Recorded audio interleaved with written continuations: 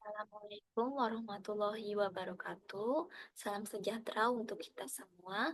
Saya Donovita dengan NIM F1S1220055 akan menjelaskan materi tentang komunikasi dan budaya pada mata kuliah Komunikasi Bisnis dan Teknis oleh dosen pengampu yaitu Ibu Meira Yudhistira SSI MKon. Pada materi komunikasi dan budaya ada 4 subbab. Yang pertama yaitu pengertian komunikasi bisnis lintas budaya. Yang kedua, pentingnya komunikasi bisnis lintas budaya. Yang ketiga, memahami budaya dan perbedaan. Dan yang keempat, komunikasi dengan orang berbudaya asing. Baiklah, kita masuk ke subbab pertama yaitu pengertian komunikasi bisnis lintas budaya. Apa sih komunikasi lintas budaya? Komunikasi bisnis lintas budaya merupakan komunikasi yang digunakan dalam dunia bisnis, baik itu komunikasi verbal atau nonverbal dengan memperhatikan faktor-faktor budaya di daerah, wilayah, atau negara tertentu. Secara sederhana, komunikasi bisnis lintas budaya adalah komunikasi yang digunakan dalam dunia bisnis, baik komunikasi verbal maupun nonverbal, dengan memperhatikan faktor-faktor budaya di suatu daerah, wilayah, atau negara.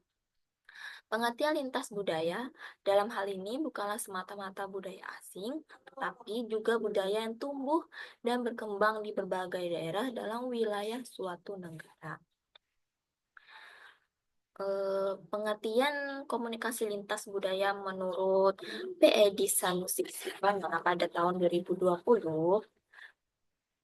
adalah proses pengalian ide dan gagasan suatu budaya ke dalam budaya lain dengan tujuan untuk membawa pengaruh suatu budaya ke sasaran budaya dan sebaliknya, sehingga bisa saling mempengaruhi. Terjadinya komunikasi ini disebabkan oleh terjadinya proses komunikasi antar berbagai unsur kebudayaan yang ada dan kemudahan dalam aksesnya. Ruang lingkup komunikasi lintas budaya mulai dari konteks komunikasi antar pribadi yang berasal dari kebudayaan berbeda, sampai bagaimana cara mengurangi hambatan komunikasi yang mencakup lintas budaya, sehingga bisa terjadi komunikasi yang lebih baik lagi.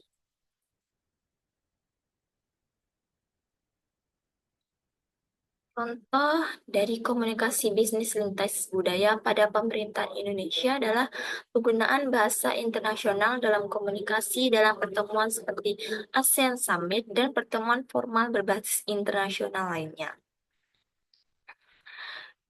Sebab yang kedua yaitu pentingnya komunikasi bisnis lintas budaya. Komunikasi bisnis lintas budaya adalah salah satu pelajaran yang penting bagi seseorang, karena jika komunikasi seseorang kurang, maka bagaimana seseorang bisa mengetahui cara berinteraksi dengan orang lain, bagaimana kebudayaan mereka dan adat istiadat mereka, dan seseorang juga dapat belajar bagaimana berinteraksi atau berkomunikasi dengan orang lain lebih baik, mengingat kembali esensi komunikasi manusia. Komunikasi itu proses dinamika. Komunikasi itu simbol. Komunikasi juga bagian dari sebuah sistem besar seperti setting, lokasi, acara, waktu, dan jumlah yang terlibat. Komunikasi bisnis lintas budaya adalah proses mengirim dan menerima pesan bisnis antar individu yang berbeda budaya. Perbedaan budaya merupakan salah satu hambatan komunikasi yang paling sulit diatasi. Alasan mengapa komunikasi bisnis lintas budaya sangatlah penting menurut Levin pada tahun 1977 menjelaskan bahwa dunia sedang menyusut dan kapasitas untuk memahami keanekaragaman budaya sangat diperlukan.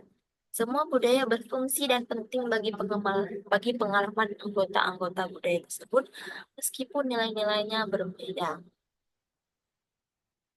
Itulah mengapa komunikasi lintas budaya sangatlah penting bagi seseorang untuk membantu mengetahui apa yang tidak pernah mereka ketahui. Karena tanpa adanya pengetahuan tentang komunikasi lintas budaya, seseorang sangat sulit berinteraksi dan bekerja sama, memahami apa keinginan dan maksud tujuan orang lain. Keuntungan mempelajari komunikasi lintas budaya. Yang pertama, meningkatkan kerjasama yang ada dalam tim perusahaan. Dengan memahami perbedaan budaya, anggota tim dapat berkomunikasi lebih efektif, mengurangi kesalahpahaman, dan meningkatkan kolaborasi. Hal ini menciptakan lingkungan kerja yang harmonis dan produktif. Yang Keuntungan yang kedua yaitu berguna sebagai proses negosiasi. Pemahaman yang baik tentang budaya bisnis memungkinkan negosiator untuk menyesuaikan pendekatan mereka, sehingga meningkatkan peluang mencapai kesepakatan yang paling menguntungkan. Keuntungan yang ketiga yaitu menyatukan perbedaan budaya yang ada di setiap perusahaan.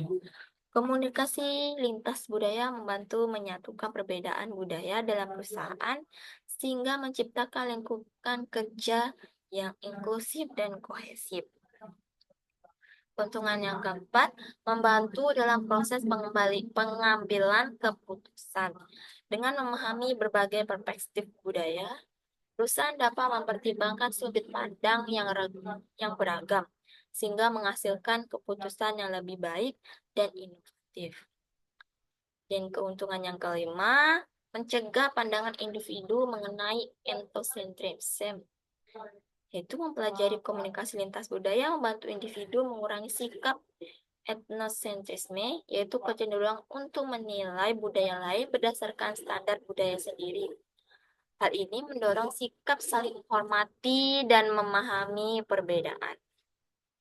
Komunikasi bisnis lintas budaya menuntut organisasi atau perusahaan untuk lebih sensitif terhadap adanya perbedaan budaya, menghormati hak budaya oleh konsumen dalam berbagai budaya dan pasar. Para pemasar hendaknya memahami bahwa konsumen memiliki hak terhadap budaya masing-masing.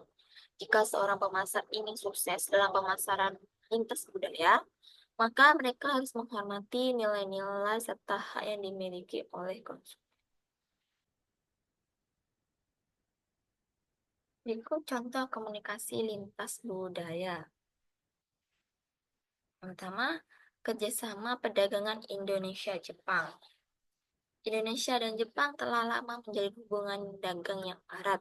Penjabat pemerintah Indonesia berkomunikasi dengan mitra Jepang, memahami etika bisnis dan budaya kerja Jepang sehingga mempelajari proses negosiasi dan kerjasama. Forum ASEAN sebagai anggota ASEAN, penjabat Indonesia secara rutin berpartisipasi dalam pertemuan regional. Kemudian berkomunikasi lintas budaya memungkinkan mereka untuk bernegosiasi dan berkolaborasi efektif dengan negara anggota lainnya, memperkuat posisi Indonesia di kawasan. Materi yang ketiga yaitu budaya dan perbedaan. Pengertian budaya adalah suatu cara hidup yang berkembang dan dimiliki oleh sekelompok orang yang kemudian diwariskan kepada generasi selanjutnya. Budaya itu terbentuk dari beberapa unsur yang rumit, diantaranya yaitu adat istiadat, bahasa, karya seni, sistem agama, dan politik. Bahasa sama halnya dengan budaya, yakni suatu bagian yang tak terpisahkan dari manusia. Berikut adalah beberapa pengertian tentang budaya menurut para ahli. Menurut Edward de Hall, budaya sebagai dasar dari proses komunikasi yang menciptakan iklim bagi studi komunikasi antar budaya dalam ranah komunikasi bukan ranah antropologi. Menurut Gerhofstadt pada tahun 1997 menyatakan bahwa terdapat dua macam budaya, yaitu budaya organisasi dan budaya bangsa yang memiliki perbedaan dalam tataran nilai serta praktis. Menurut Lehman, Street, dan Betty, budaya diartikan sebagai sekumpulan pengalaman hidup yang ada dalam masyarakat mereka sendiri. Dua adalah komponen budaya. Budaya terdiri dari komponen material dan bukan material. 5 unsur utama budaya adalah simbol, bahasa, nilai, kepercayaan norma, serta teknologi. Unsur-unsur ini membantu mendefinisikan identitas identitas, dan cara hidup masyarakat. Berikut adalah beberapa komponen-komponen budaya menurut para ahli. Yang pertama, menurut Lehman, Himstreet, dan Betty, setiap elemen terbangun oleh beberapa komponen utamanya, yaitu nilai-nilai, norma-norma, simbol-simbol, bahasa, dan pengetahuan. Menurut Michel, setiap elemen terbangun oleh beberapa komponen utamanya, yaitu nilai-nilai, norma-norma, simbol-simbol, bahasa. Menurut Ora, budaya memiliki beberapa elemen, yaitu budaya material, organisasi sosial, sistem kepercayaan atau keyakinan, estetika, dan bahasa. Tingkat yang ketiga adalah tingkatan budaya. Menurut Michel, komponen budaya mencakup antara lain bahasa, kepercayaan atau keyakinan, sopan santun, adat istiadat, seni, pendidikan, humor, dan organisasi sosial. Menurut Murphy dan Hildebrand, dalam dunia praktis suatu budaya memiliki tiga tingkatan budaya, yaitu formal, informal, dan teknis.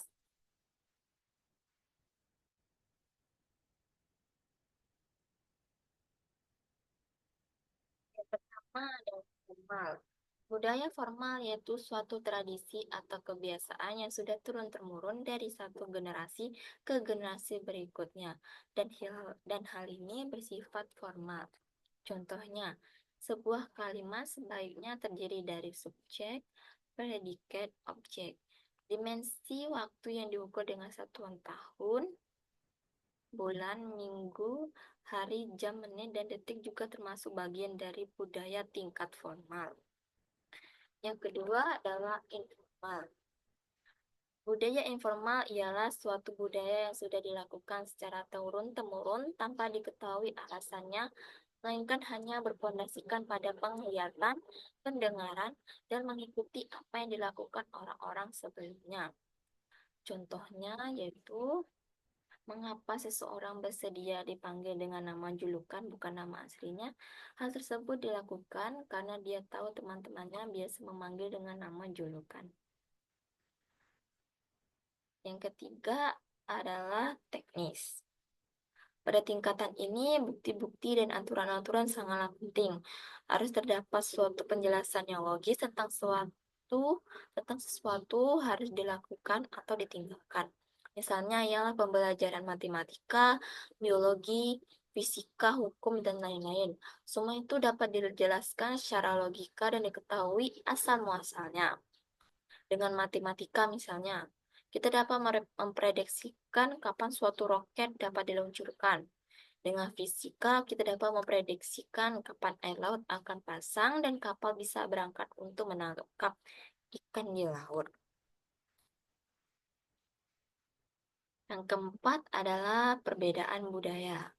Perbedaan budaya dapat dilihat dari nilai-nilai sosial konteks budaya, peran dan status bahasa tubuh, tiga pengambilan keputusan, konsep waktu, konsep jarak komunikasi, konteks budaya, bahasa tubuh, perilaku sosial, perilaku etis, perbedaan budaya, perusahaan.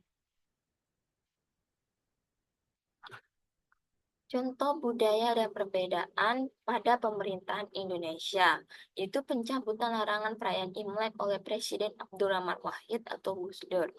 Pada tahun 2000, Presiden Abdurrahman Wahid mencabut instruksi Presiden nomor 14 tahun 1967 pada era Presiden Soeharto yang melarang perayaan Imlek bagi agama Tionghoa di ruang publik. Imlek pun akhirnya ditetapkan sebagai hari libur nasional. Langkah ini memungkinkan masyarakat Tionghoa kembali dapat merayakan kebudayaan mereka secara terbuka dan menjadi bagian dari kebudayaan Indonesia. Sebab yang keempat yaitu komunikasi dengan orang berbudaya asing. Pemahaman budaya sebagai dasar komunikasi. Komunikasi yang efektif hanya terjadi manakala dua pihak memberikan makna yang sama atas pesan yang mereka pertukarkan. Sebaliknya, komunikasi yang kaca membawa perbedaan pendapat yang mengakibatkan pertikaian dan perkelahian ketika dua pihak memberikan makna yang berbeda atas pesan. Dalam banyak literatur, betapa telah terjadi salah paham atas banyak pesan hanya karena dua atau lebih orang yang berkomunikasi berbeda latar kebudayaannya. Dalam rapat-rapat multibudaya antara orang Amerika, Jepang, dan Arab, dapat kita lihat perbedaan-perbedaan antar budaya seperti orang Amerika langsung ke tujuan pertemuan, orang Jepang menyadari senioritas, dan orang Arab selalu menghangatkan suasana dengan ungkapan keramahan. Dalam tujuannya, orang Amerika selalu merumuskan tindakan budaya, namun orang Jepang lebih mengutamakan mencari informasi, bahkan hingga rapat berakhir tak ada kesimpulan. Namun bagi orang Arab, semuanya itu tidak penting kecuali membangun hubungan dan menciptakan kepercayaan. Oleh karena itu, memahami perbedaan budaya sangat penting untuk mencapai komunikasi yang harmonis dan efektif. Keterbatasan dalam komunikasi antar budaya. Merujuk kepada Cheney dan Martin 2004 halaman 11 sampai 12, terdapat 9 jenis hambatan komunikasi antar budaya. Di antaranya yang pertama, fisik. Fisik berasal dari hambatan waktu, lingkungan, kebutuhan diri, jam juga media fisik. Yang kedua, budaya. Hambatan ini berasal dari perbedaan etnik, agama, dan juga sosial. Yang ketiga adalah persepsi. Jenis hambatan ini muncul karena setiap orang memiliki persepsi berbeda mengenai suatu hal. Yang keempat, motivasi. Berkaitan dengan tingkat budaya berkaitan dengan tingkat motivasi dari pendengar, apakah menerima pesan yang ingin diterima atau malah sebaliknya. Yang kelima, pengalaman. Hambatan ini terjadi karena individu tidak memiliki pengalaman hidup yang sama sehingga memilih persepsi dan konsep yang berbeda dalam sesuatu hal. Yang keenam, emosi. Berkaitan dengan emosi atau perasaan pribadi dari pendengar. Yang ketujuh, bahasa. Terjadi apabila pengirim dan penerima pesan menggunakan bahasa yang berbeda. Yang kedelapan, nonverbal. Hambatan komunikasi yang tidak berbentuk kata-kata, contohnya ekspresi wajah atau gestur wajah. Kesembilan, kompetisi. Hambatan ini muncul apabila penerima pesan sedang melakukan kegiatan lain sambil mendengarkan sehingga pesan tidak tersampaikan secara maksimal. Komunikasi efektif antar budaya. Kunci dari komunikasi yang efektif antar budaya adalah pengetahuan. Hal utama yaitu penting bahwa orang-orang memahami permasalahan yang potensial dari komunikasi antar budaya dan membuat suatu usaha yang sungguh-sungguh untuk mengatasi permasalahan ini. Dan yang kedua adalah penting untuk berasumsi bahwa sebuah usaha tidak akan selalu sukses dan melakukan penyesuaian terhadap usaha tersebut dengan perilaku yang sewajarnya. Baiklah, itulah tadi penjelasan tentang komunikasi dan budaya. Apabila ada kesalahan kata, mohon dimaafkan. Sekian dari saya. Wassalamualaikum warahmatullahi wabarakatuh.